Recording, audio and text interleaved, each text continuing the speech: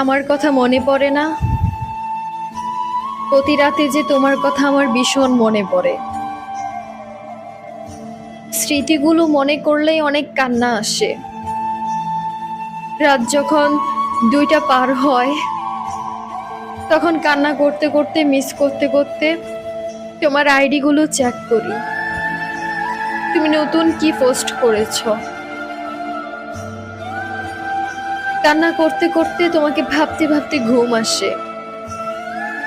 And সকালবেলা ঘুম থেকে ওঠার পর ভাবি, মানুষটাকে তো আমি হারিয়ে ফেলেছি। আমার কেন এত কষ্ট লাগে ওর জন্য। আমাকে ছাড়া বেশ ভালোই আছো, তাই না?